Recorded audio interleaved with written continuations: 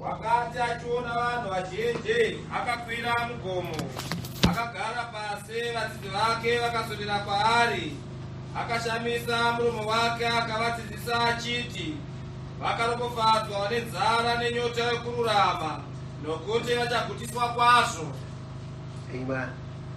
Short of the Shokorao. Tigre passo.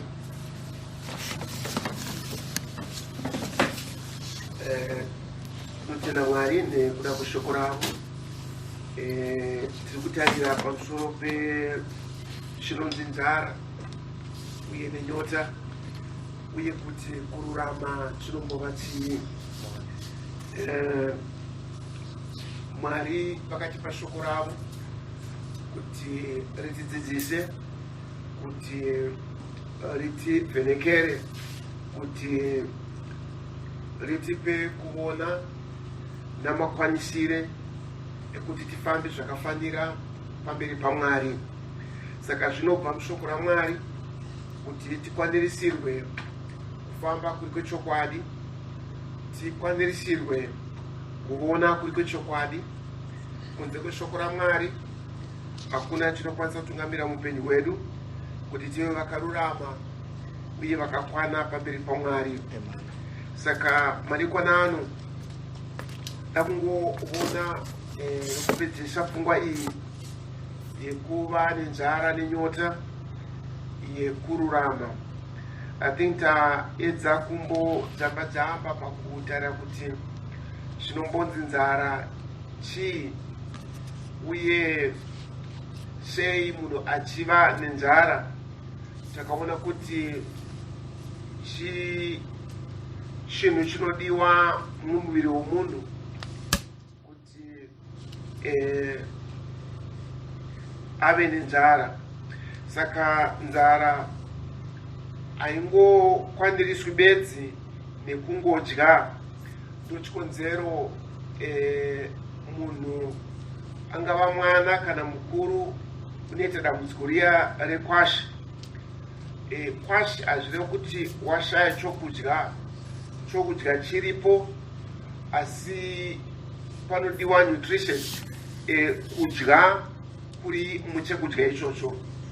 Saka kuti munhu ave mutano zvinotora kuti adye, but chaanodya chinofanira kundokwanirisa. Kuti kana munhu achiberekwa unoberekwa aine zvose zvinodiwa mumuviri make. Unoberekwa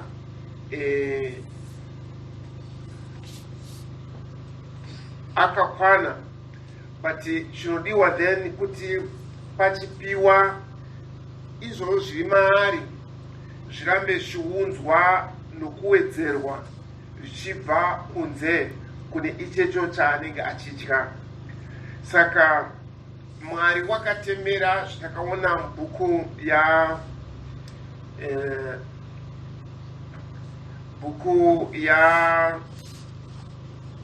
Muparidzi kuti Mwari wakatemera zvisingaperi mukati memwoyo yedu. Saka izvozvo zvakatemerwa naMwari zviri zviendana kuenda, hazvikwanise kugutswa nezvinhu zvinongopfuura. Saka takaona Ishe achiti musava nekururama sekwevaFarishei. VaFarishei vaiita zvinhu nenzira yokuumba chimiro chinoratidza kururama kana utsvene, but izvozvo hazvikwanirise nzara yechokwadi yekururama kwakateyiwa mumunhu naMwari. Saka toda kungopedzisa pfungwa yechiona kuti kururama kwacho kunonzi tive nenzara nenyota pamusoro pako kunombova kupi, uye kunobata sei, uye kunoratidzwa sei mukati meupenyu hwedu. Takaona Paul achitaura kuvaHebheru achiti mweya wemunhu una manzwiro, kana une masenses, manzwiro iwaya anopa munhu kuti asvike pakurovedzwa mushoko raMwari kuti akwanise kupatsanura zvakanaka nezvakaipa, akwanise then kuti achiva namaruramire ekushuvira zviri zvakanaka kwete zvakaipa. Now,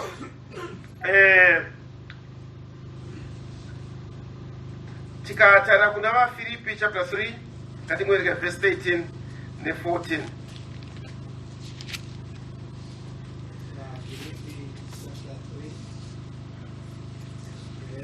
13, 14. 13, 14. Hama dzangu ini handiti ndatochibata, asi ndinoita chinhu chimwe, ndinokanganwa zviri shure ndichinanavira kune zviri mberi, ndinoshingairira kunaridzano kuti ndipiwe mubayiro wokudana kwaMwari kunobva kudenga muna Kristu Jesu. Amen. Now, Paul anotaura pano pamusoro pechivavarirwa chaainacho. Anoti pane nharidzano, pane chandinoda kuti ndindobata. Ichecho chinoita kuti ndikanganwe, ndisiye zviri sure. Saka pakava nenzara yekuda ichocho chiri chakakwana, ndozvinotipa maruramire ekusabatwa kana kubatikana mune zvinhu zvisakakwana. Ndekuti Paul ati kuvaHebheru zvinotipa kuti tizive kupatsanura shoko raMwari, ritipe maruramire ekukwanisa kutsaura zvakanaka nezvakaipa. Saka nzara ikava yechokwadi inotungamirira kuti usangoda chero chawaona. I think takaona kuti pane chinhu chinokwanisa kushayika mumuviri uno, ichocho chopangwa nemunhu, semukomana uya watakanzwa kuti waidya raba, waipanga mukati make, ichocho chaidiwa. Saka vaFarisei vaiti vanhu vachengete mirayiro, vachengete Sabata, vaite izvi kuti zviunze kururama. Asi kururama kuri kwechokwadi hakuuye nomurayiro. Ezviso kubva pakutanga kuti kunyange munhu achizviziva kuti ndinofanira kudya, Mwari haana kungomusiya noruzivo rwokoga. Mwari wakaisa nzara maari kuti nzara iyoyo ikurudzire ichecho chaanoziva hake. Kuziva kwangu ndofanira kudya hakuna kukwana, nokuda kwokuti ndinokwanisa kuzviziva kuti ndinofanira kudya, ndokangamwa. Semakangamwiro atinoita zvinhu zvose zvatingakangamwa, ndo makangamwiro atingaita pamusoro pekudya. Saka Mwari haana kusiya zvakadero kuti tingoziva. Mwari wakatipa nzara. Saka pano Paul ari kuti chiri chechokwadi, chiri chaicho handiti ndachibata. Nokuti takaona kuti shoko raMwari kana richitidana, rinotidanira kushoko tova vakarurama nekutenda, totsveniswa, tokudzwawo nekupiwa Mweya Mutsvene. But Mweya Mutsvene haana kuitwa mhedziso matiri, nokuti kwai Mweya Mutsvene rubatso, down payment, kuratidza chiri chaicho chinofanira kuti tisvike pachiri. Kana tava neMweya Mutsvene, Paul kuna Galatia 5:22 anoti zvino chibereko chomweya ndirwo rudo. Then you can see kuti hatingoda mweya koga, tinodawo zvibereko zvacho zvemweya wacho. Kwete izvozvo zvoga, Paul antarachiti murambe muchiwedzerwa pazvibereko zvamabasa akanaka. Saka kana basa rava nezvibereko zvoreva kuti handichirini ndava kungoita zvinhu mutsika yekuti ndofana kuita zvinhu, asi kuti zvakanaka zviri mandiri zvava kubereka chakanaka. Mumango hazvinetse kuziva kuti mumango, kungoutarira kunopupura kuti mumango, but kuva mumango handiyo nyaya, asi kuti kubereka mango ndozvinoshuvirwa pamumango. Saka Mwari vakaisa nzara matiri inotipa kuti titsvake, sekutaura kwaPauro, ichecho chiri chaicho. Handizogutsikane nokungoti ndaenda kuchechi, handizogutsikane nokuti ndaita ichi kana kuita icho, asi kuti mandiri munoshuvira kuti ndisvike pane ichecho chiri chakakwana. Nokuda kwaizvozvo zvinondibvisa pakungomanyidzana nekungoteverera zvinhu zviri zvenhando zvisina basa pakururamiswa kwangu. Ndava kuziva kupatsanura chakanaka nechakaipa. Ndava munhu wokwanirisirwa kuti ndirarame upenyu hunoshuvira chiri chaicho.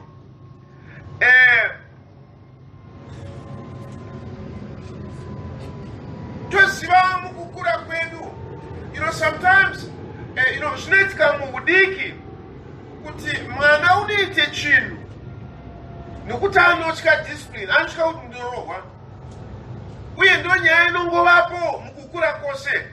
Ukadai unorohwa, ukadai sonzwa kuti baba vakauya ndichakurevera, mai vakauya ndichakurevera. Saka mwana unochengetwa mukuita kwete zvakashata asi zvakanaka, but anozviitira kuti unotya kuti ucharohwa. But kana achinge akura, Paul anoti ndasiya zvoumwana, handichaita ndichityira kurohwa, ndaakuziva ukoshi hwokuita chandinofanira kuti ndiite. Saka zvasiyana nekuitira kutya kungorohwa. Pane nguva yatinokwanisa kuuya kuna Mwari because tanzwa pamusoro pekuti zvakaipa, kurarama upenyu husinganamati, unoenda kugehena, unorashwa pamberi paMwari. But zvinosvika nguva mukurarama kwedu apo kunamata kwedu kusiri kutya kuenda kugehena. Muprofita anotara pane munguva achiti, kunyangwe Mwari vakandiisa mugehena ndicharamba ndichivada. Job anotara mashoko mumwe chetewo. Saka haisi nyaya yokutya gehena, but inyaya yokuti upenyu hwaMwari hworarama zvino mandiri. Saka nzara yechokwadi inotipa kuti titsvake chiri chechokwadi chacho. Saka Paul achiti handisati ndachibata. Uyu munhu wakatendeuka, muparidzi weshoko raMwari, ari nhume kuzera rokutanga reEfeso. Mushumiro yake vakafa vakamuka. Mukurarama kwake akanamatira mapofu akaona, akanamatira zvirema zvikapora. Asi apedza zvese izvozvo anoti ndinoshuvira kuti ndibate ichecho chiri perfect. Nhume kuSardis, Martin Luther, akadzidza akazama kuda kuva lawyer sezvaidiwa nababa vake, but maari akanzwa nzara, kudakara akasiya izvozvo akaenda kunojoina akachifata akatsvaka kuita zvose zvingaita kuti rugare rwuve pamwoyo wake. Pane munguva anorondedzera kuti zuva rake airipedza sei. Waimuka mangwanani oenda kuchechi kunoita munamato wamangwanani, wobva ipapo wondodzidzisa, wobva ipapo wondonyora manotsi akanga aida kunyora, kudakara zuva rese rinopera kusvika kuma10 usiku. Upenyu hwake hwakanga hwakazara nebasa rekuita zviri zvoumwari. Asi unotaura achiti ndiri munhu ane usimbe, ndiri munhu asina zvaari kuita. Haana kugutsikana nenyota yaiva mukati make nezvose zvaaipfuura nomukati mazvo. Kudakara rimwe zuva akaverenga bhuku yavaRoma inoti tinoruramiswa nekutenda. Anoti ipapo zvakandijekera, ipapo ndakazadzwa nomweya mutsvene chaiwo. Ndopaakakanda kachingwa kaya kechiroma pasi, ndopaakasiya zvose zviri chiroma akatevera shoko raMwari. Wava nenzara iri yechokwadi. Iyoyo haigutsikane nekugadzira mapurogiramu, haigutsikane nekuti nangoita ichi kana kuita ichi. Inogutsikana neuzere hweshoko raMwari. Kana wasunganiswa naro, rava ndiro nhungamiri yeupenyu hwako. Hazvibvi mukuti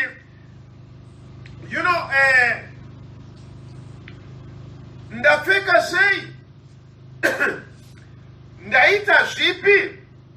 Yes, tinokurudzirwa, tinoparidzirwa. Bhaibheri rinotaura pamusoro pamapfekere, Bhaibheri rinotaura pamusoro pamazvibatire.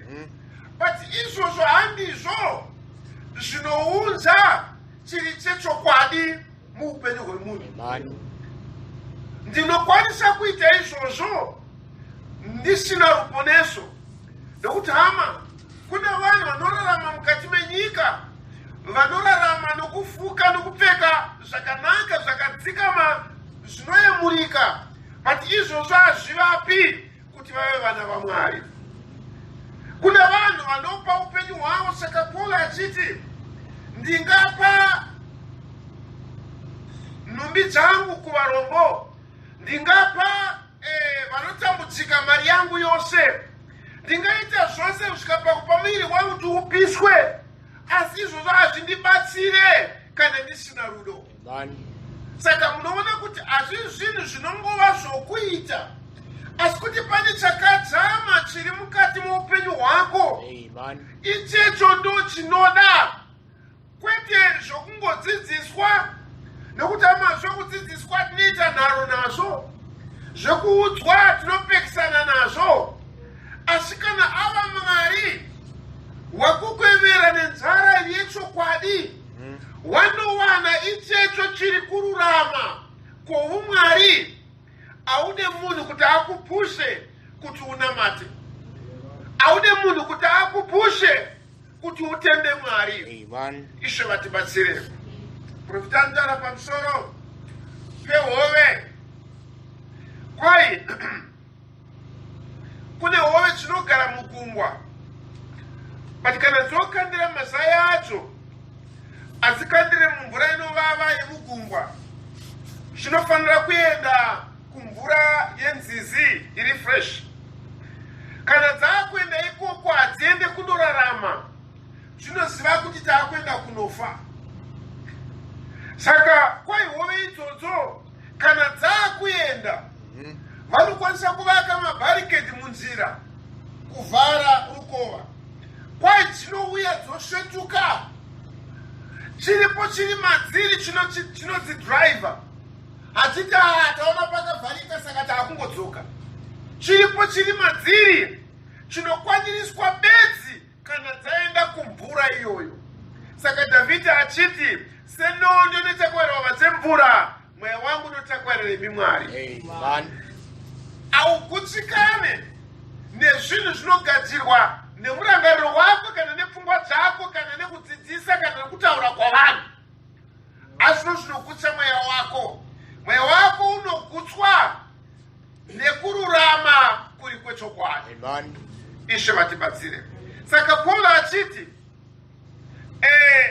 ini ndinoisa zvinhu zvose nokukanganwa zvose zviri sure, ndonanavira kune icho chiri chakakwana chandakambobatirwa naKristu, kuti ndimuzive nesimba rokumuka kwake, uyezve ndive nekururama kusati kuriko mabasa angu, asi kuriko kutenda kunobva kuna Mwari. Ishe vatibatsire. Amen.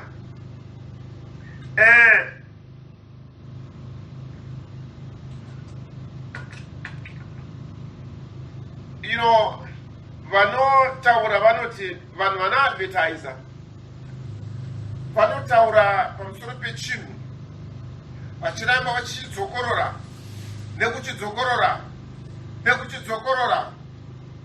Saka vachiisa mabillboard, vachiadvertisa manewspaper, mumaredhiyo, matv, vanoda kuti varamba vachiudza vanhu dakara vanhu vava nenzara yechinhu chavari kuudzwa ichocho, kuti vachichitsvaka vachide. Ani munoona? Saka nzara iri yechokwadi inokutungamirira kuna Mwari, nekuti ndiye woga anokwanisa kupedza nzara iyoyo kana kugutisa nyota iyoyo. Ndati pane zvinhu zvinongova religion zvinotiendesa kuchechi, zvinotiendesa kukunamata. Ndochikonzero masangano aripo haashayi vanhu vanoendako. Ndochikonzero vanhu vachiita zvavanoita, vachitsvaka zvingava zviri kururama, vachizvitsvaka munzvimbo dzisiri idzo, nekuda kwokuti vanongozivawo nokuziva kuti panofanira kuva nechichi kana nechichi, nokuziva jaya mufumi akachengeta murayiro, akaita zvose zvinoitwa nomurayiro, asi chokwadi chekuti hazvina kupedza nzara yakanga iri maari. Akauya kuna She akati ndingaitei kuti wane upenyu husingaperi. Mudzimai weSamaria ainamata mugomo achimwa mvura yapatsime raJakobho, pati pane chaiva mukati make chaiziva kuti izvi hazvina kukwana. Ati munoona? Saka ndo zviri kururama kwaMwari. Kururama kwaMwari hakukwanise kungopedzwa nechinhu chinoitwa nemunhu, hakupedzwe nechinhu chinogadzirwa nemunhu. Kururama kwaMwari kunopedzwa nokusunganiswa naiye mukwaniriso woupenyu hwako, anova ndiye Mwari. Saka Dhavhidhi achiti ndichamuona riniko, aitsvaka nokupanga Mwari mupenyu. Saka vakaropafadzwa vane nzara iyoyo, nokuti as much as wakaipa akada kuunza doro, fodya, madrugs kuti zvipedze zviunze mufaro kuvanhu, zvichinzi ndiwo upenyu, kudakara pamazuva etiri vadiki kwaiva nefodya yaitonzi life, yekuti kana ukaiputa zvanzi ndiyo life. Andi munoona vaiadvertisa fodya nenzira yekuti inounza satisfaction. ine flavor yakanaka, ine satisfaction, ine kugutsa kwakanaka, but ichokwadi chekuti amama zviri izvozvo amuna kugutswa. Mweya wemunhu unoda Mwari. Mwari ari zvokwadi yeumwari hwake. Sekera Mwari wakatipa nzira sapamazuva aDhavhidha. Mwari wakatipa shoko rake nenyasha dzake muzuva ratinorarama. Mwari wakatuma messenger, muprofita, kuti atidzosere kwete kuzviri sangano asi zviri kushonganiswa kwedu naMwari. Mukupedzisa 7 churches, Brother Brown achiti hazvina kumbova mweya mangu nditsvake kuzviunganidzira vanhu kana ndigadzire sangano kana kuti ndiunze vanhu kwandiri, asi pane chinhu chimwe chandinosvivira ndechekuti ndishonganise munhu naMwari. Kudakara pasisina chimwe chinobatanidza munhu iyeye naMwari, asi kuti Mwari ava Mwari kumunhu iyeyo. Ishe vatibatsire.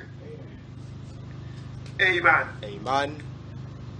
Hazvichada zvinodiwa navanhu nokuitwa navanhu zvekufunga kuti vakaita one on one naapostoro zvinomwisa kuna Mwari. Hazvisati zviri zvahama. Amen. Asi kuti tinoudzwa muzvokwadi yechokwadi chiri Mwari. Izvo hazvigoneki neimwe nzira asi neshoko raMwari. Rineisa nzara mumwoyo mako inoda kururama kuri chaiko kwa Mwari. Amen.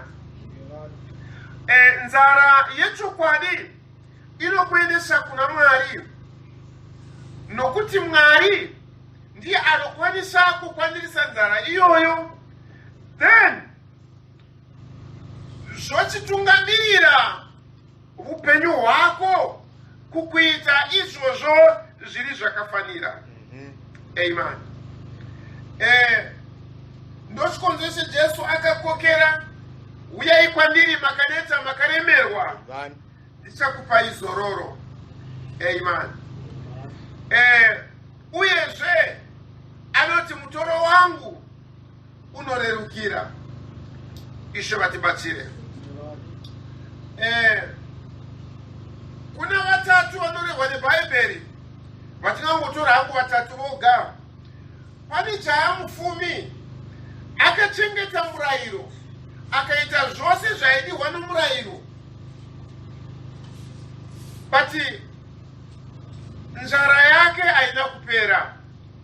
One day akauya kutsime remvura menyu, akati Ishe ndingaitei? Ishe akamuudza zvokuita, akazviramba. Ndo zvatinokwanisa kungova zuva ranhasi.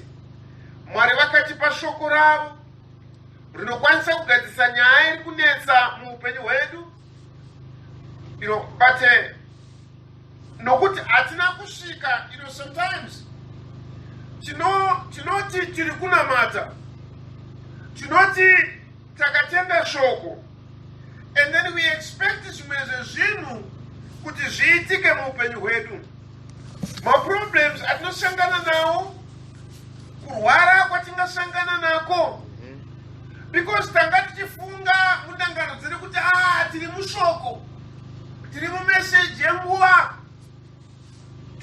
toona izvozvo hazvisi kuitika, zvotipa kuti izvi zvazvikwanise izvi, beta tiite zvimwe. Ati munoona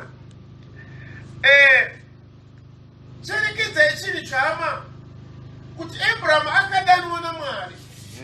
Mwari akamuti famba pamberi pangu uyo wakarurama. Kufamba kwaAbraham pamberi paMwari akava wakarurama hazvina kumupa Mwari chaakanga amupikira.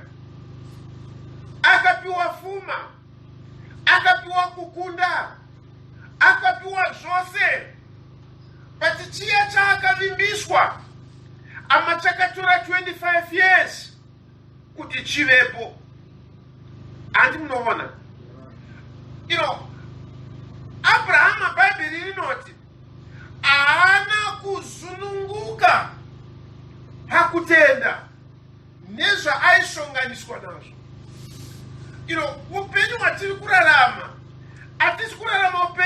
fiction asikurama upenyu womubhuku tirikurama upenyu hwechokwadi. Saka zvinotora iwewe kuti ushonganiswe nechokwadi kuti ugone kurwisa zvokwadi iri kuuya kwauri. Saka kana achiuya haasi kuita zvekunyepera, haasi wokugadzira. Can you see? That's why atigadzire ndimi, atigadzire minamato, atigadzire zvinhu zvekuti zvirwise ichecho chiri chechokwadi.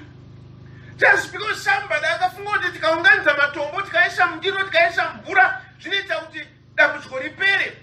Hatisi kurwa nezvinhu zvakaplanwa navanhu, tiri kurwa namano nemweya yakaipa yedenga. Amen. And they are not cheap. Azvide zvakangofungwa nemunhu kuti uyatiite 1-on-1 ukabhadhara $20 kana ukabhadhara $300 1-on-1 zvinobva zvapera. Hazvisizvo. Tiri kurwa nechinhu chiri chechokwadi. Can you see? Hazvisi zvokunyepera. That's why people are bombarded. Kana vachifamba vozvongweri kana vaona even kana mungava mumhuri pangava pabasa vozviona zvinhu zvaanga asingafungidziri kuti zvingavapo zvongweri kana zvangoti tumburi zvatovapo wotarisana nazvo because wanga usina kuteya upenyu hwako pane chinhu chiri chechokwadi. Uchanotsvaka zvinhu zviri nhema kuti zviedze kugadzisa nyaya yako. Chaamufumi akaudzwa haisi nyaya yekuti uchengete murayiro, uya utevere shoko riri renguva yako. Aiva ishoko Jesu Kristu. I want to believe chaamufumi akatarira pana Jesu. Bhaibheri rangu rachiti iye anga akafuma chose nekuti wakanga akarurama maringe nomurayiro. Kuda wakatarisa bhutsu dzaJesu, I don't believe kuti akanga aine bhutsu yezuva iroro senduru rakanaka kudarika mumwe wose. Akatarira nguo dzaanga akapfeka. Remember Jesu paakaroverwa kwai vakamubvisira nguo dzake dziya, kwai aiva neimwe nguo yakanga yakangorukwa. Akanga asina mbatya dzinoshamisira, achimutarira achiona zvaaiveri,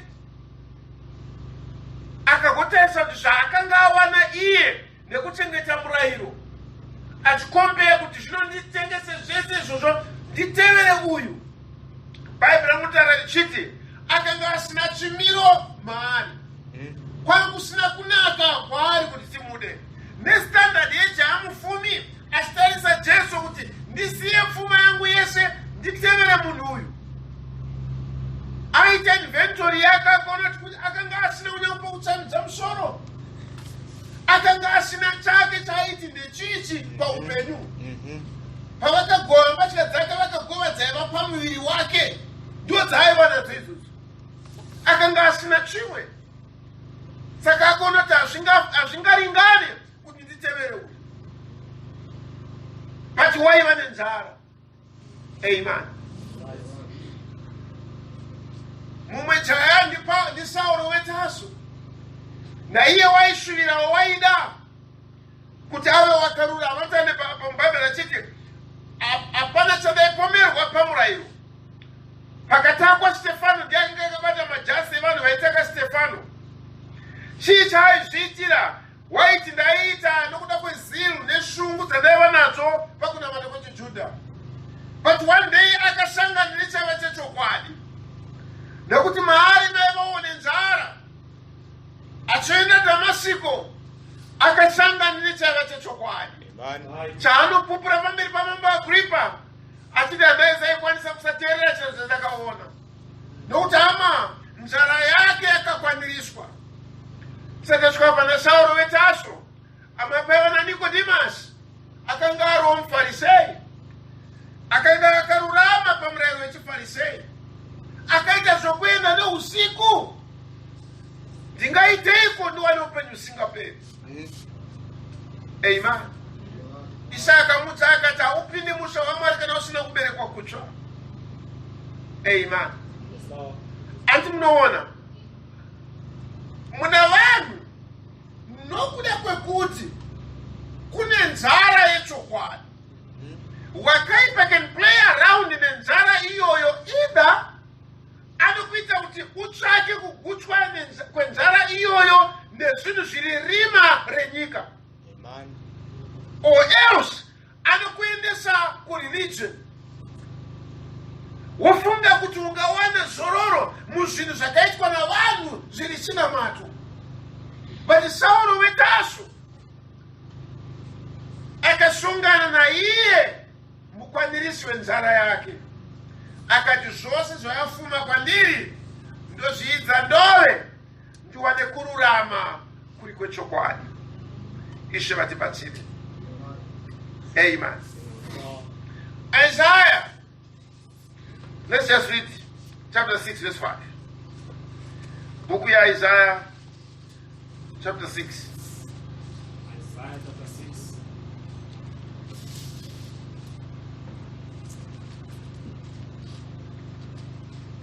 Just read verse 5. Verse 5.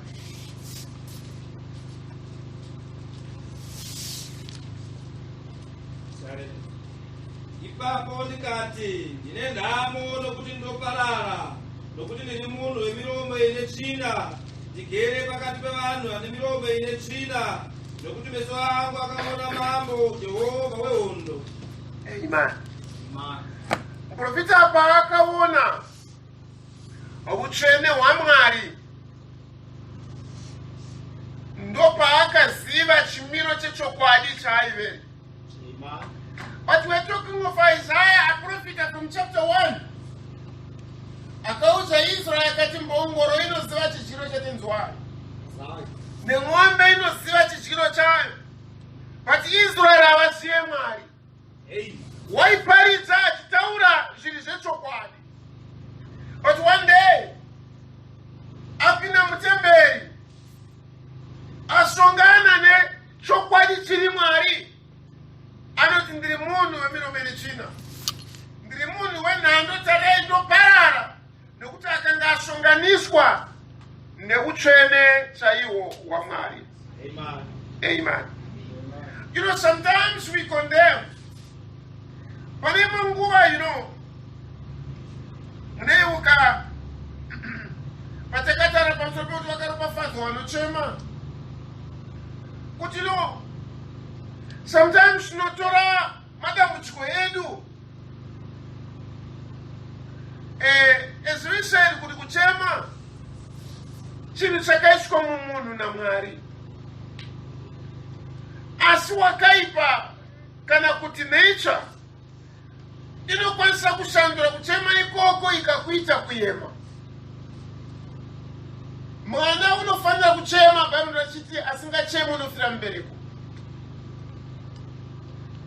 Varumbi vakati the crying child gets the most attention. Anenge achichema anonzwika, asi kuchema kunokwanisa kusvika pakuyema.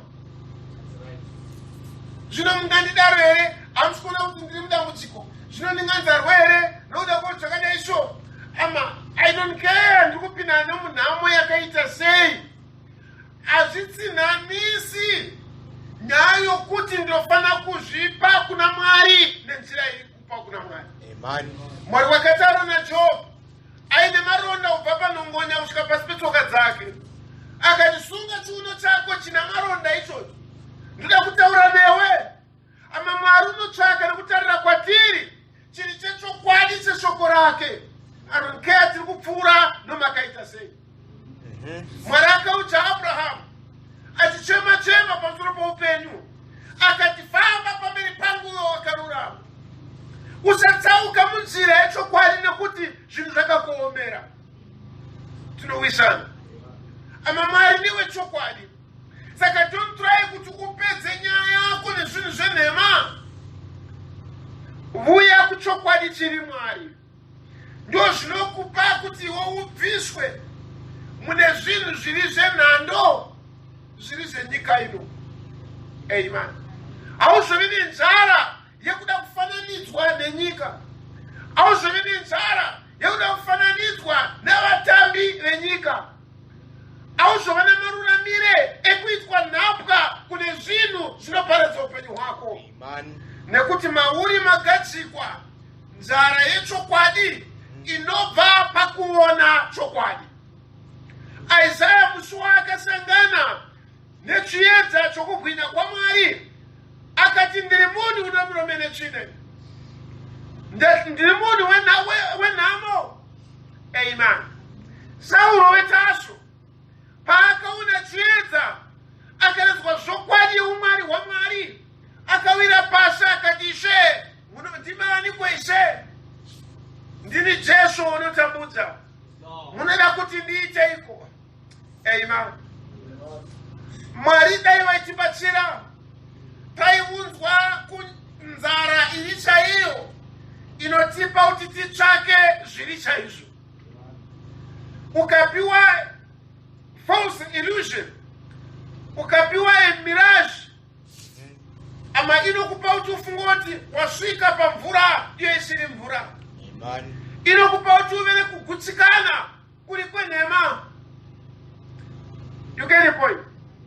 Ndozvoita munhu kana aputa panje anofunga kuti ndafara chaizvo manje. Hama haana kufara, but wapinda munduri inovava. Kana munhu adhakwa anofunga kuti saka zvinhu zvandinakira hazvina kumunakira, zvamuipira to the west. Shevatibatsire. Kana munhu akapinda mureligion anofunga kuti saka zvanaka upenyu hwangu hwanaka zvino, ndaiteerwa nemweya yakaipa yemadzinza, ndaiteerwa nezvino zvine manje ndaakurwirwa, wochengeta matombo ake, wochengeta machira ake, amandokuudzai izvozvo hazvisi chokwadi. Kuna Mwari wakatsvakwa naDhavhidha akati, mweya wangu une nyota, nyota yaMwari mupenyu. Amen. Wakaropafadzwa nenyota iyoyo, akaropafadzwa nenzara iyoyo. Ishe vakudenga vatibatsire. Amen. Ama pane zvinhu zvinopfuura nemuupenyu hwedu, like David anotaura kuna maPsalm 84. Can you just read Psalm 84 verse 11 yoga? Psalm 84 verse 11.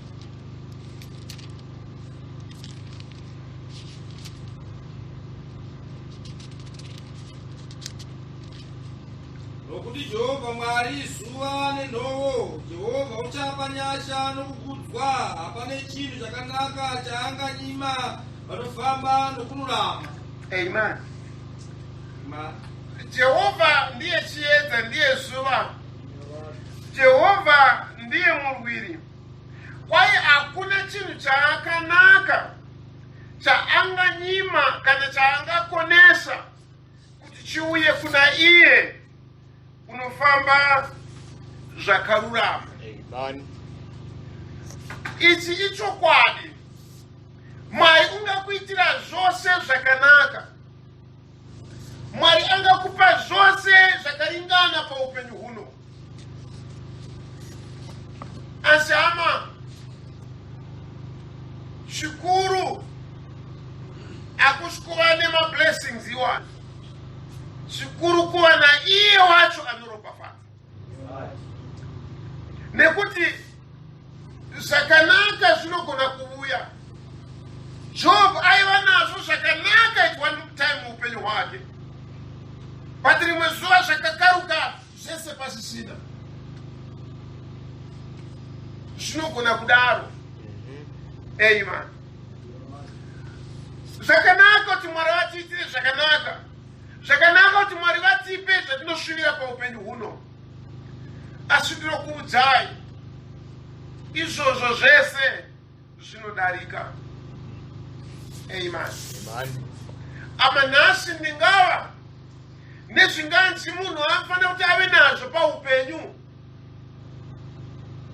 Ndingava nazvo zvose zvinodiwa paupenyu huno, asi ndinokwanisa kugara pacheya yakanaka napasofa rakanaka namuimba yakanaka,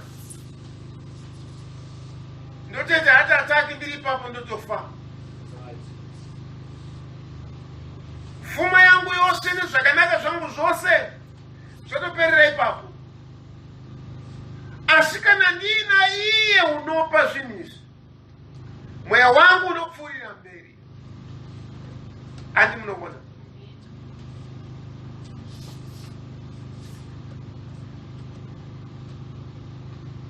Uya mufumi kwai waiva nezvese zvinodiwa paupenyu, but one day akafa. Akazotsvaga Lazaro kuti uripiko, andiigirewo mvura. Mufumi uya akarima akakohwa zvakawanda kuti akarati mweya wangu chizorora, waanazvo zvese zvinodiwa. Mweya yedu ngereke kusvika pakadaro. Panoterwa pana Dhavhidi kuti Mwari haakone kukupa zvingava zvinofadza mweya wako, but iwo haikuda kufadzwa nekuperera pane izvozvo, nekuti mangwana kuseni zvinokwanisa kufuma pasina. SaJob, mangwana kuseni unokwanisa kufuma wafa, zvose achidyiwa navamwe. Mweya wako unozovei. Saka nzara iri yechokwadi inotiendesa kukundoshonganishwa nezvokwadi yaMwari. Toraramira, tofamba, togara tiri munharaunda dzezvokwadi yekuti tiri kupinda muzienda kuenda. Kana ukaona nzara iyoyo, Bhaibheri pano riri kuti wakaropafadzwa. Amen. Chii chinotsvakwa nemweya yavanhu pakunamata Mwari? Imbovanzwa vachinamata, imbovanzwa vari mumakomo vachinamata. Nyaya dzavo ndedzekuti ndinokuningirikwa neveukama, ndiri kunzwa isona nevedzinza, ndiri kuzonzwa nakadai izvo. Ndo zvinongotsvakwa izvozvo zvekutsvaka rugare rwepa upenyu huno. Ndo zvinotsvakwa vanhu kana chienda ku1 on 1. Ndo zvinonyorwa navaprofita navaapostoli vacho vezuva ranhasi kuti January mwedzi wako wekuropafadzwa, February mwedzi wokuona vavengi vako vachiparara, March mwedzi wokuona hosha dzako dzichipera. You are given a calendar of all the blessings. Padambudziko ripo nderekuti hakuna kunyangwe chimwe chete chazvo chinoitika, but still people go back. Nzara yechokwadi inokupa kuti utsvake kugutsikana kwoumwari hwaMwari mukati memwoyo wako. Nokuti zvimwe zvose hama zvinodarika, zvimwe zvose hazvina maturo. Chinokosha rugare rwemweya wako naMwari. Amen. Takavona, I think, kuti tinoitwa nezvatinodya. Zvatinodya zvinopupurira kuti takaitwa nei. Our appetite yemhuka neyemunhu zvakasiyana nekuda kwezvakaitwa munhu nezvakaitwawo mhuka. Saka tiri zvatinodya. Amen. Ishe Jesu parimwe nguva akati pane zvokudya zvatinodya zvamusingazivi, zvokudya zvakuita kuda kwavakandituma nekupedzisa basa rake. Kana kudya kwedu kukava kuda kwaMwari, kana tikava nenzara yekuda kwaMwari, ama pane zvakawanda zvandinoda, pane zvakawanda zvandinoshuvira, asi Mwari vanombodei neupenyu hwangu. When I wake up of a morning, ama pane maplans angu, pane zvandinoda kuita, pane zvandingaronga kuita, but Ishe Jesu akati pane zvandinodya, ndinodya kuda kwababa vangu. Saka iye unoitwa zvaari nokuda kwezvaanodya. Unozopfuura mberi woti handiite chinhu kusvika ndaona baba vachichiita. Maari chokudya chake chinomuita kuti aite zvaanoita. Ndizvo dii? Ndinogona kutaura pano chibva ndadaiso maoko chidai maoko ndoroti ama ndakadya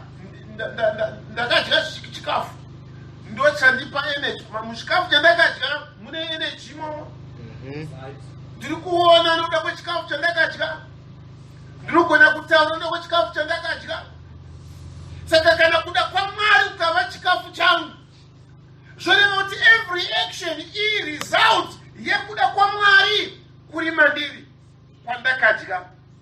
Saka wakaropafadzwa kana uine nzara nenyota yekururama kwaMwari, so much that kururama kwaMwari ndo kunozoita kuti uite zvaunoita. Ndizvoni? Kana kuda kwaMwari kwakutungamira kunonopiwa matombo kumashowe, then that's fine. Kana kuda kwaMwari kwakutungamira kuti upfeke mupfekero unoda kupfeka iwoyo, then that's fine. Kana kuda kwaMwari kuri kwakutungamira kuti undoba, then that's fine. Ise vanoti handiite chinhu kusvika ichecho chandakadya chakuzviratidza. You get the point? Wakadyei? Nzara iri mauri ndeyei? Kururama kwaunotsvaka ndekupi? Kukasava kweshoko raMwari naMwari, zvinoti pane chakakanganisika. Saka tiri zvatinodya. Psalm 29, just read verse 1 and 2. Psalm 29, verse 1, verse 2. Ipai Jehovah, imi vanakomana vaMwari, ipai Jehovah kudzo nesimba, ipai Jehovah kudzo yakafanirwa nezita rake, namatai kuna Jehovah nenguo tsvene. Amen. Worship the Lord in the beauty of holiness. Mwari unonamatwa nenguo tsvene. Haisi nguo yekugadzira, asi kuti nguo inoreva chifukidzo.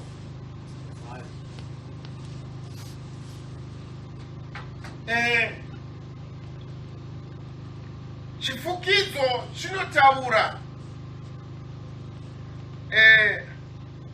ndochikonzero nhumbi dzomunhukadzi nedzemunhurume zvakasiyana.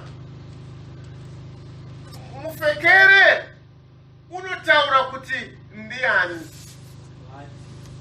Saka Bhaibheri rakati mukadzi ngarige kupfeka nhumbi dzomunhurume, munhurume ngarige kupfeka nhumbi dzomunhukadzi. Nhumbi dzaunopfeka dzinotaura kuti ndiwani. Saka vanoda kusiya nhumbi dzavanhukadzi, vada kupfeka nhumbi dzavanhurume, vada kuedza kutaridza a false thing, chimiro chisati chiri icho. Kana munhurume akafarira zvoda kupfeka mbatya dzine chistere chechikadzi, zvinoratidza kuti arida kunyepera zvaasiri. Saka zviri kunzi namatai Mwari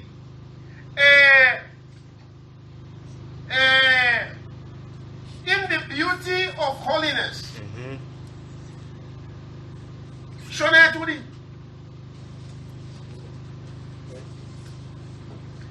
Ipai Jehovah kudzo yakafanirwa nezita rake, namatai kuna Jehovah nenguo tsvene. Can you see?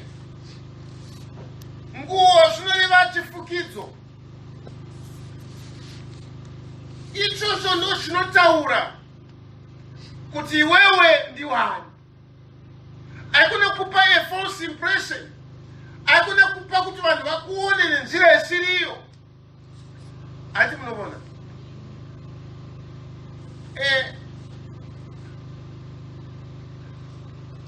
Because kufuka kunotaura kuti tisu vanani.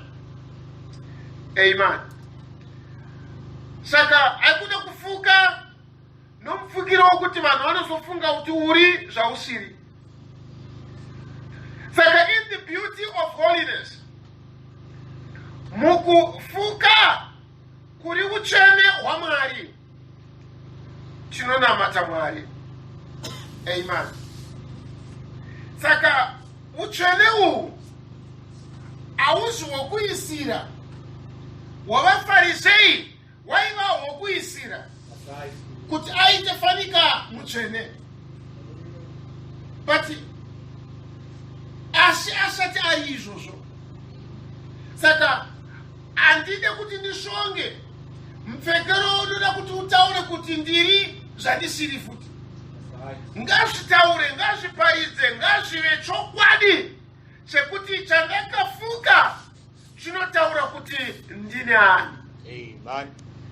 Utsvene hwaMwari ngahuve chifukidzo changu, zvitaure kuti ini ndiri mutsvene nekuti ndakafuka chitsvene, ndo zvinorarama chiri mandiri. Mwari vatibatsire. Mwari kana ndafuka simba iroro ava ndiye the satisfying portion. Ndakugutsikana kuti Mwari vakandida, ndakugutsikana kuti Mwari vakandidana, kwete nekuti pane zvandaita inini, asi kuti pane zvaakuitwa naMwari mandiri. That's the purpose yekudya. Kuti kudya kuchiita izvezvo zviri zvinofanira kuva. Towisana. Kana tikaenda kundoshanda tinotakura chekudya, tikange tadya todzoka pabasa. Chekudya chatadya chakutipa simba nokuti tirambe tichiita basa. Can you see? Saka ndo zviri utsvene hwaMwari.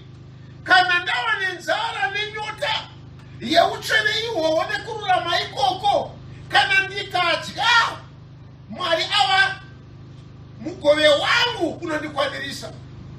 Ndava kurarama kwete ndiri ini, asi saPauro unoti ndi Kristu waakurarama mandiri. Ndava nekururama kunobva kuna Mwari. Psalm 17.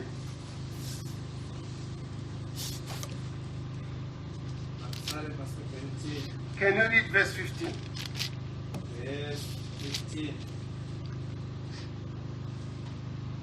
Ine ndichaona chiso chenyu pakururama, ndichaguta nomufananidzo wenyu pakumuka kwangu.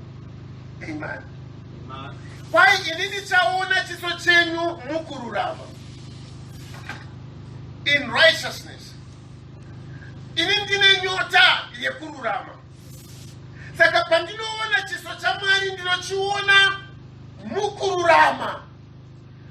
Because chandiunza kuna Mwari inzara nenyota yekururama ikoko. Saka andisika kuona kururama ikoko neimwe nzira isani iri kururama kwa Mwari. Towisana. Andingawane, andingatariri, andingatsvake, andingabati Mwari nenzira isiri kururama kweshoko rake. Ndoshikonzvero muprofita wakati, budai mukati meBhabhironi imi vanhu vangu, nekuti haungaone Mwari namagogorosi eBhabhironi. Ndinoona chiso chenyu imi Mwari mukururama. Chinondipa kuti ndivone inzara yekururama iri mandiri. Handizani ndava nekururama kwacho, but ndine nzara yekururama. Is that right? Nzara iyoyo haigutsikane nechimwe chinhu, asi inogutsikana nekururama. Saka ndinotarira kuna Mwari nenzara yekururama. Chinondipa kuti nditsvake Mwari inzara, kwete nzara inongova nzara yezvose zvese. Tinowisana. Kana ndikabuda ndichinoda kunotsvaka mufaro, handingoti chandasongana nacho ndo watova mufaro wacho. Pane chakateiwa mandiri chinondipa mufaro. Amen. Saka kwaina Dhavhidhi, ndichatsvaka chiso chenyu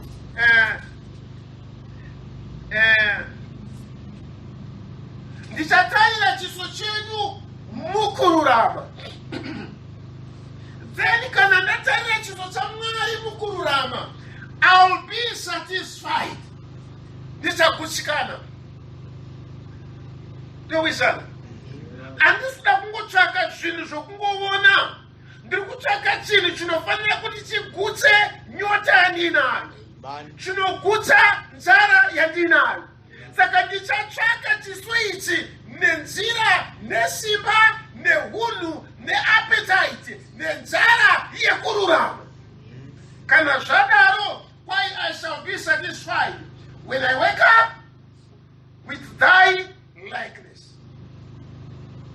Kana ikava nzara iyoyo, pandinozomuka, ndinomuka ndava nemufananidzo, ndomuka ndava nomuitire, ndomuka ndava nomufungiro waMwari. Paul wati tinotarira sapachiwonivoni mumufananidzo iwoyo, toramba tishandurwa kubva pakugwinya tichienda pamwe kugwinya. Ishe vatibatsire. Auve mukugwinya womondoona mune zvinhu zvenyika, wobva ipapo womondopinda mumatombo, wobva ipapo womondopinda mu1 on 1, wobva ipapo womondopinda mune zveshe. Azvidaro unobva mukugwinya uchienda mune kumwe kugwinya. Amen. It doesn't necessarily mean pandobva mukugwinya uku ndichienda mukugwinya uku zvoreva kuti zvinhu zvine zvandinakira. Abrahama akabva mukugwinya kwokuti aenda munyika yechipikirwa, but ari imomo problem yakatanga navafudzi zvikanetsa. But it doesn't mean kuti zvaperera ipapo. Aparadzana naLoti, anozwa kuti Loti uya atorwa atapwa, anonopinda muhondo, azvinova kuti zvinhu zvavo zvakanaka ipapo, asi hama zvaimushandura. It's a problem yaiuya muupenyu hwake yaimuendesa pane imwe stage yekugwinya. Vafudzi vakari, wow, zvomuendesa pane stage yekuti Loti ngatiparadzana. Vakaparadzana, zvomuita kuti adzasa kudengawo nenyeredzi. Loti osungwa, Abraham oenda kunomurwira, apinda problem yekunorwira Loti, achienda kunorwira Loti, anosangana naMelkizedeki. Apo anosangana naMelkizedeki, wanzi saka ndiri mbari wako mukuru, Mwari muchandipei, Mwari womuratidza, tasaona nyeredzi, ndoshaita vana vavo. Every problem yamenesa into a higher level. Amen. Autende shoko la Mwari upapa kumtana Jesu wapesa wako nganga. Nokuti wapinda problem. Wapesa wako napiwa matombo, nokuti wapinda problem. Wapesa wako na mati wa mfura MTV, nokuti wapinda problem. Don't do that. Amen. Can you see? Amen. I saw this woman, you know, it's my video show, and it's what I said. Munaka for 15 years. Since what I said, Shima mete, Shino, I can pray for this water, and you start to Kupisago Pauli Papo, try to Kupisago Sempura, here I'm praying Panapa, Kutimana Kubatsire. People, they fall for that. Lord. You want to find a Vamuku winner or Chinamuku winner? Yes, Lord. Sure. Abraham ana kuruwana ana kuzvibvisa pa the core purpose yekubva munyika yemesopotamia. Amen. Each problem yaimuendesa to another glory. Amen. Each challenge upenyu hwake yaimuendesa pane imwe glory. Agere pamukova wetende rake zuva richipisa, anoona varume vatatu vachiuya. Bible notes zuva ranga richipisa, things were not okay. Pakauta Sara akati kurumbidza kubika chokudya. Akauta mukomana kuti uraya mhuri yakakora tigadzire vanhu zvokudya. Chisa akaona kubva ipapo. Gore nevane nguva inosara achaona Mwari. Amen. Can you see? Amen. Iye ari pakutambudzika zuva richipisa. But pane chinounzwa muupenyu hwake. Mwari amupa mwana, anoudzwa futi naMwari kuchitora mwana iye kunomuraya. Abraham haarambi, unoenda nebanga rake kuti ndakuenda kunomubaya ndimupedze chipiriso. Bhaibheri rinotaura chiti nokuti wateerera inzwi rangu, mbeu yako ichava muridzi wesoro murenje. Amen. Ama unoramba uchienda to glory until you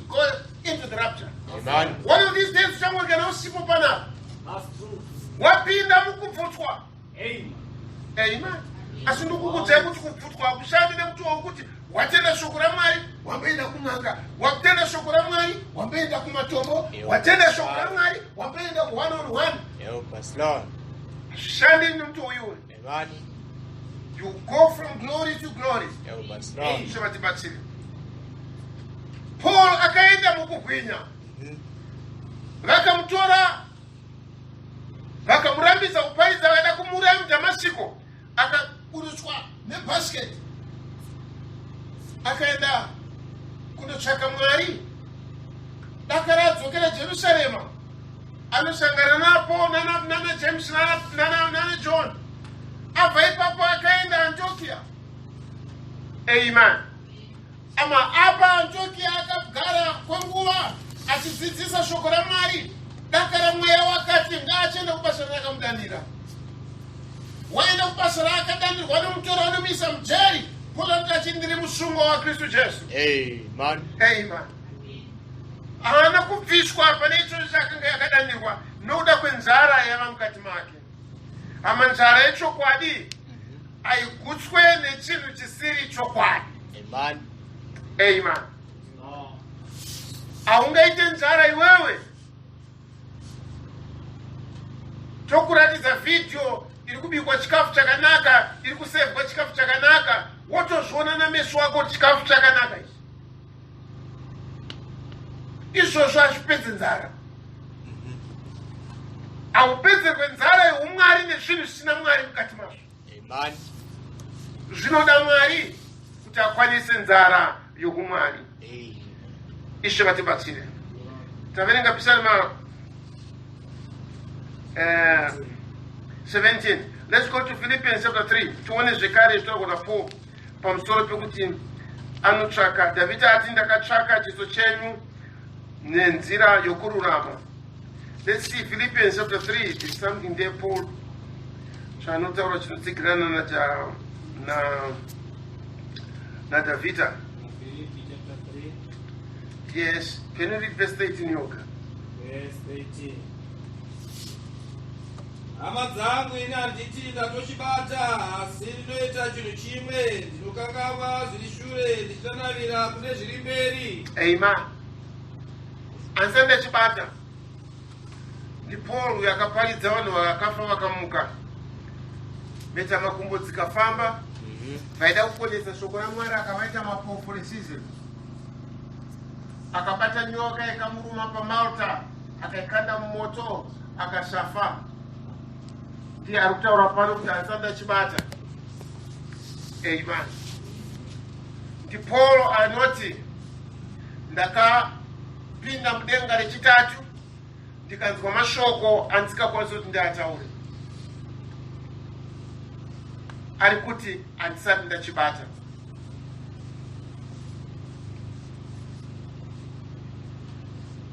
Ndi Paul akaparidza usiku hwose. Dakara jari ayutiko rakadonha rikawira pasi rikafa. Akaenda akanomufungatira akadzoka akava mupenyu zvekare. Ndiye ari kuti handisati ndachibata. Ndi Paul asina kuita zvokunzwa zvaJesu, asi wakasongana naye chiso nechiso achienda kuDamasiko. Akawira pasi akamubvunza akati ndimani kweIshe? Svika ndini Jesu unotambudza. Ari kuti handisati ndachibata. Ndiri kuvavarira. Ko iniwo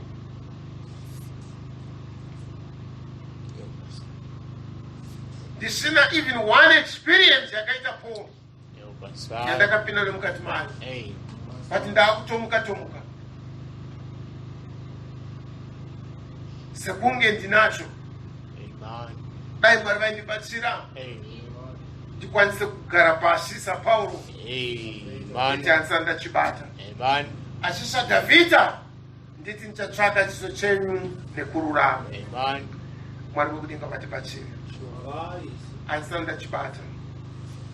Amen. Luke chapter 10, verse 41.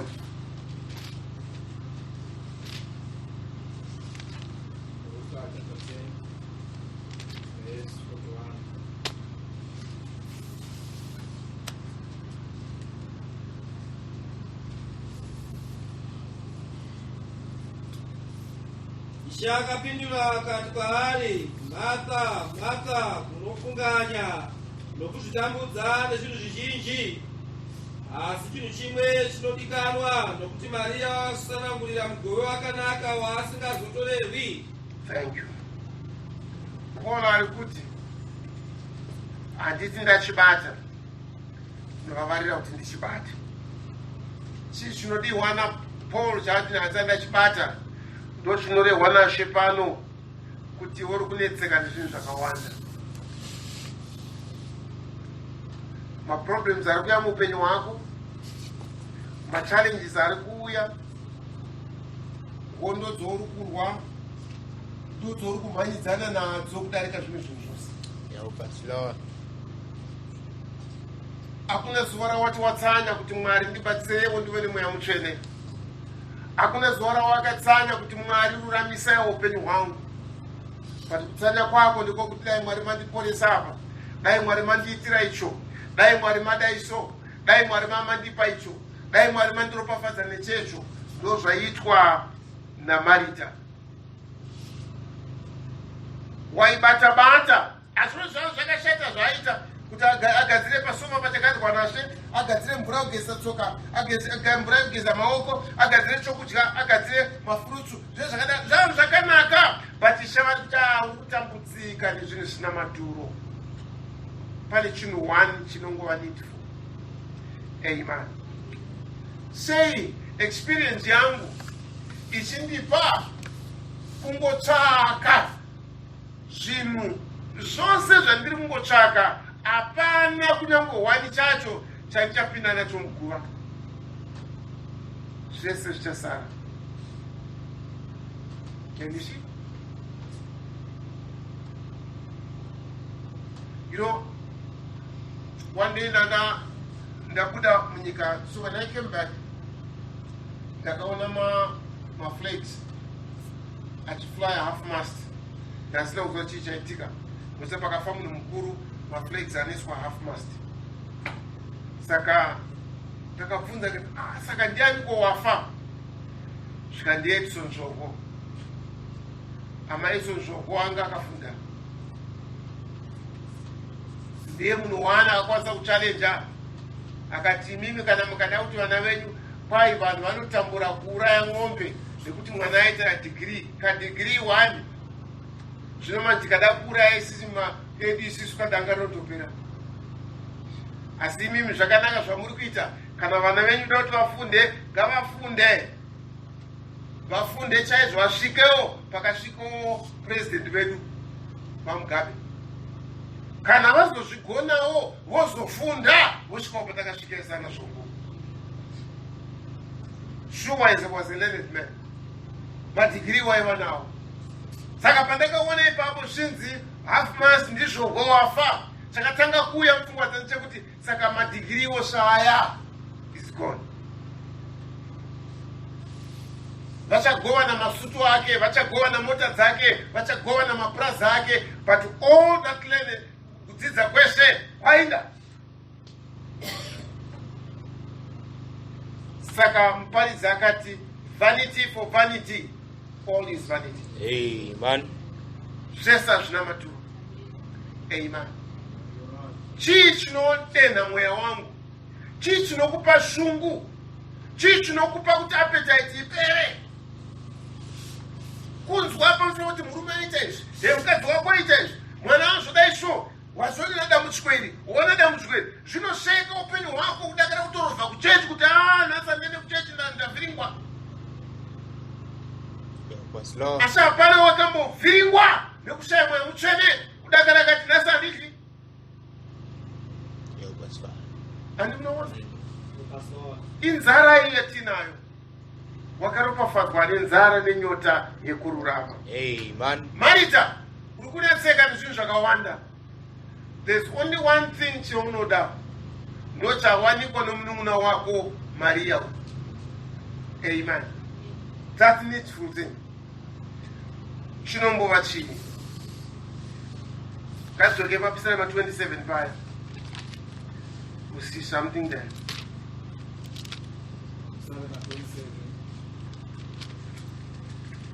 verse 14. Verse 14. Rindira Jehovah, iva nesimba nomwoyo wako usunge. Ndinoti rindira Jehovah. Amen. Read again. Rindira Jehovah, iva nesimba nomwoyo wako. I'm sorry. Are we reading verse 4? 27, verse 4. No, not verse 14. Oh, sorry. Verse 4. Verse 4. Chinhu chimwe chete ndakakumbira kuna Jehovha, ndicho chandichatsvaka, kuti ndigare mumba maJehovha misi yose youpenyu hwangu, kuti ndione kunaka kwaJehovha nokurangarira mutemberi yake. Amen. David akaziva kuva mambo kuti kwakaita sei. David akaziva kuva mufudzi wamakwai musango, upenyu hwomusango, achigirara mari musango zvakaita sei. Saka remuziva akadai hangu daiva nemapapiro ndaenda kurenje, aiziva kuti kurenje ukaendako uri hwani uri mupo hwamwari uri ikokoko zvinomira sei. David aiva mambo, ainyatsonzwisa nyaya yekuti kana uri mambo zvine zvakamira sei, unosevwa sei chokudya, kana ukapisa vanhu vanenge vachikufena. You remember that day paakanga akudzoka akaudza murume uya wokuti iwo wakasindibatsira hande unogara mumba mangu. Murume akati inini handisina testi zvokudya, handichatotesta kundinzwa kuti zvinonaka sei, uyezve manzwi evasikana vadiki vanenge vachimba hazvichanzwika munzeve dzangu. Nemhaka iyi mambo kana agere achidya haangogara achidya koga, kune vanenge vachiimba, kune vanenge vachimufena. Anoziva zvese kuti kuva mambo zvinorevei. Amen.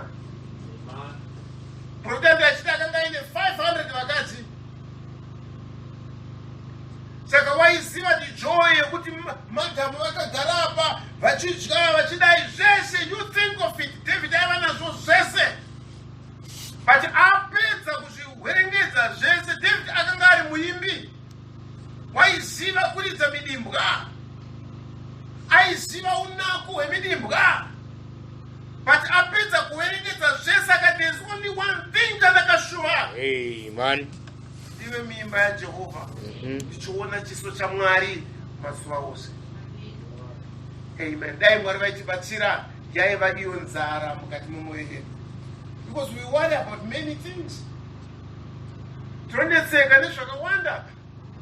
Amen. That's why all these years kubva muECD maprayer request anoyapana pamunoazina, ndinoda unonyora bvunzo ndina matireu, ndiri kuenda kuexam ndina matireu, ndopfungwa yatimbori nayo muzvari kune exam, handichandaona prayer request yekuti tiri kuda umwe yamutsvene ndina matireu, ndichiri kuitarisira kuti ndiiwonewo. Ari mukona zvate, but ishari kuti zvinhu zvese zvamuri kutsvaka-tsvaka izvi, there's only one needful thing. Zvivatibatsiri. David ndo chaakaziva chakati ichocho ndo chandakashuva, ndigare muimba yaJehovha ndichiona chiso chaMwari. Mwari vokudenga vatibatsire. Amen. Zvinokonzereswa nei? Nenzara yekururama. Timoteo kutanga chapter 6 verse 6.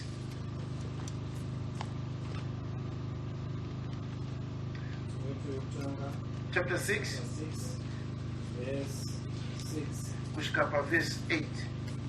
Zvinokuramata Mwari pamwe chete nokutenda nezvatinazvo ndizvo zvinopfumisa kwazvo, nokuti hatina kuuya nechinhu panyika, hatigoniwo kubuda nechine chinhu, asi kana tine zvokudya nezvokufuka tichatenda nazvo. Verse 17. Verse 17. Vaira vapfumi panyika yazvino kuti varege kuzvikudza kana kuvimba nepfuma isingagari, asi naMwari anotipa zvose achiwanza kuti tifare nazvo. Amen. Amen. You know, as much as zama tinoda zvakanaka paupenyu huno, I don't say ngative vanhu vanoshupika. I don't say ngatirege kuva vanhu vanofunda. I don't say ngative vanhu vasina zvavanazvo. Amen. Strive. Sevenza. Kana mukana winawo shanda. Uwane zvinodiwa paupenyu. Uwane zvakareruka pakurarama. Asi ngatidzokorere zvekare tiverenge mashoko ataurwa nebhaibheri. Verse 6 to 8. Yenudideke brother.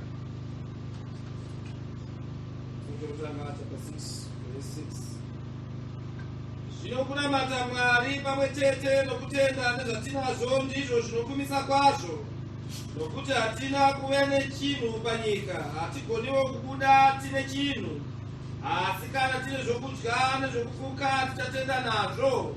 Amen. Kuva nokugutsikana handisi kureva kuti zvinoreva kuti kuva nenungo dzokushashanda. Asi zvanzi pano kunamata Mwari nekugutsikana. Tokisana. You know, okay, you run a business rako rate $20. Bible harisi kuti iwo kuchikana business rako rirambire chungopa $10.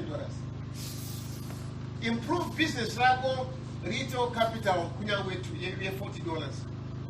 Riite capital $80. That is not bad. Asi pane contentedness, pane kugutsikana kweupenyu kunobva pakuti vimbo yako netariro yako hazvina kubatwa nezvinhu izvi, asi kuti zviri muna ichecho chiri ziyenda nakuenda.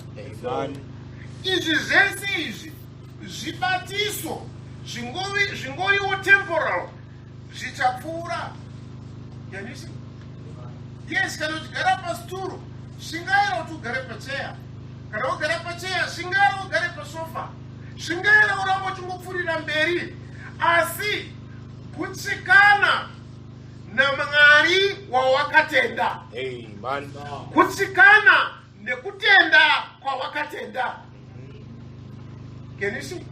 Kuna vamwe Mwari wavo vanonamata ndiMwari akangovanakira pakuenda kuchechi musi wechitatu. Kana pasvika pazvinhu zviri zvoupenyu vanotsvaka mumwe Mwari, vanotsvaka imwe nzira, vanotsvaka mamwe makwanisire ekuti vaite accumulate vawane zvavanoti vawane. Be contented naMwari. Amen. Amen. Musi wazvinokuvhiringa dzoka kwaari Mwari iyeyo saJakobo akandakayamuka ndine tsvimbo yoga, iko zvino ndaane mapoka maviri, but kuva nemapoka maviri is causing problem zikaiti kwandiri. Dai Esau akauya kuna Jakobo aine tsvimbo yake yoga aingomanya, but iko zvino anga ane vana vadiki makwai zvese yatova problem. Akati problem yese andinayo haisi yangu, ndimi Mwari makandipa. Saka one zvekuita nayo. Can you see? Ndizvo zvinofanira kuwapa kunamata kwedu. Whatever problem youpi naMwari, do you know what?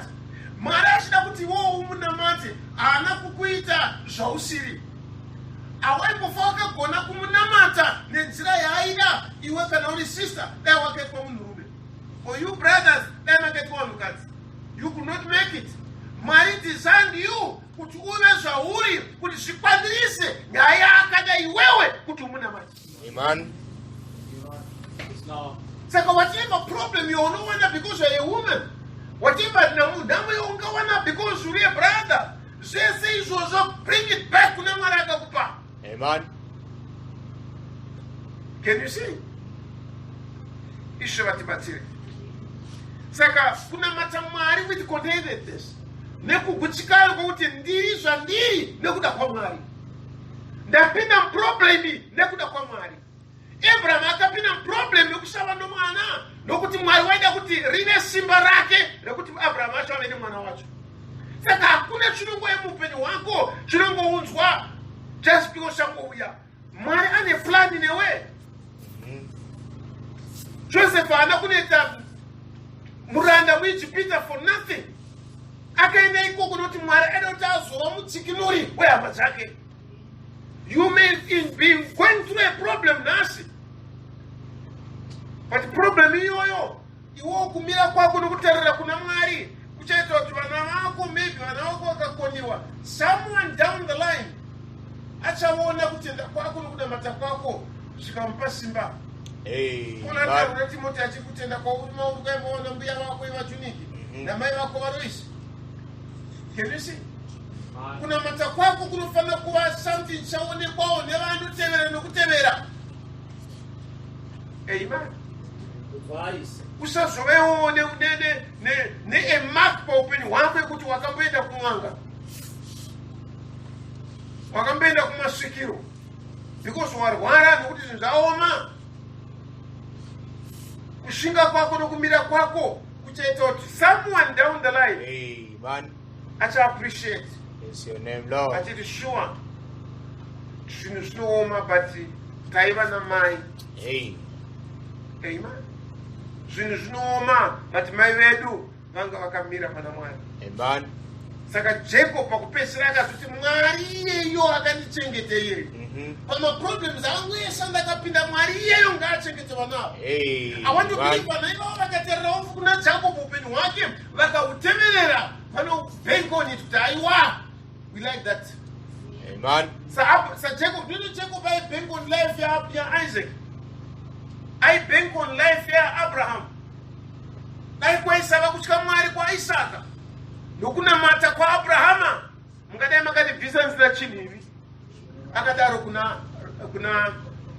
kuna tezora wake. Is that right? So should it be with you? Amen. Be contented. Be contented with what you are. Amen. Kana uri mwana wechikoro, be contented nekuva mwana wechikoro. Kana uri mai, be contented nekuva mai, and enjoy upenyu hwamai. Akuna kusvetuka svetuka. Amen. In closing, tidzoke kuna Matthew chapter 6 now.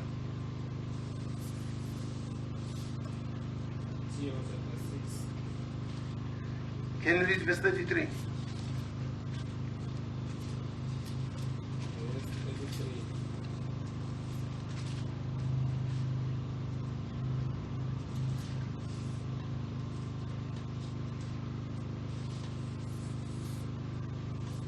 Asi tangai kutsvaka ushe hwaMwari nokururama kwake, izvozvi zvose zvichawedzerwa kwamuri. Amen. Seek ye first the kingdom of God and his righteousness. Amen. Vakaropafadzwa nenzara nenyota this righteousness. Tsvakai izvozvo kutanga. Amen. Then zvimwe zvose zvinozoita zvokuwedzerwa. Asi ukada kutanga kutsvaka zvisiri izvo, uchapedzisira wana matombo, waita zvino, nekuti watsvaka zvisiri izvo pakutanga. Tanga watsvaka ushe hwaMwari uine nzara nenyota this righteousness. Zvimwe zvose zvauri kutambura nazvo izvo zvichangoteverera. Amen. Nokuti rugwaro runoti vanhu vanotambura nekushingaira nekusevenza nokudii, asi Mwari anofidha vana vake vavete. Vakarurama kwai vanofidwa vavete. Ndochikonzo Jesu akati kuna vose, uyai kwandiri muzorore. We don't come kuna Mwari to struggle, we come to rest. Hani munoona? Saka tsvakai kururama kwaMwari, tsvakai zviri Mwari, zvese zvinotevera. Zvakanakira upenyu hwako zvinouya, hazvisati iwe gadzira siporo yacho kuti zvitevere. Tsvaka kururama. but ukada kuita kutananisana neproblems uchamanyisana nayo upenyu hwako hwese. Wadaedza kutsvaka zvimwe Maria akanzi Marita usanetseka nekumanyisana nezvinhu izvi. Get the one beautiful thing. Zvese zvinozongoita semagnito zvinamira ipapo. Nokuti watsvaka chiri chaicho. Amen. Tsvaka kururama kwaMwari. Tsvaka zvokwadi yekunamatwa kwaMwari muupenyu hwako, and then come back unudze kuti Mwari wakoniwa kuzokupa zvinodiwa paupenyu. Asi kana uchida zvinodiwa paupenyu, go for it. Manyizana nazvo. Can you see? Ndochikonzerwa vachizotiza vamba vachinoita zvimasmall house, vachitiza vachinoita zvino, vari kuedza kutananisana nezvinhu. Dai vakatsvaka Mwari, havaizobatwa nezvese izvi. Can you see? Dai vakatsvaka Mwari, havazopedzisira vatiziswa. Dai vakatsvaka Mwari, havaipedzisira vamitiswa. But the problem is vanongomanidzana kutsvaka zvimwe zviri izvo. Tsvaka Mwari, everything zvichazouya kwauri usina kuzvitsvaka. Amen. Was this great man ainzi Mao Zedong wokuchina paakarwa murevolution yaakarwa kuti azova mutongi wechina, akati hakune kunetseka namataundi, endai munorwa mutore kumaruwa. Kwai ukatora maruwa, then matowns achawira pauri. Kwai sema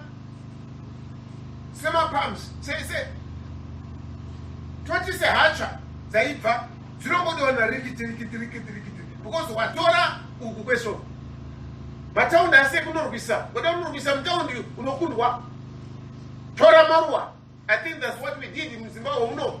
Pakati kuwaona yanotanga unorwa mutaundi, vakatora kumaruwa, vatora kumaruwa, then the towns is just falling.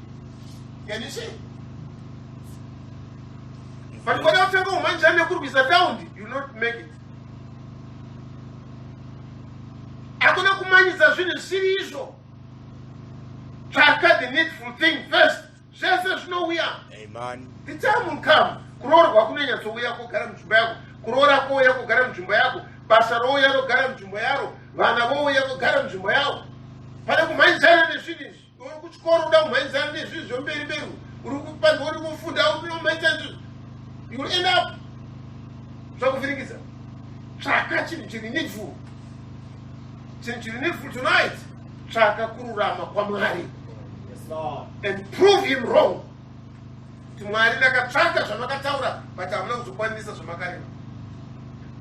Ende unomuchallenja uone kuti hakuitirei. Idzai henyu Jehovha muone kuti wakanaka sei. Izvo vatibatsiri. Dzimbasumukei.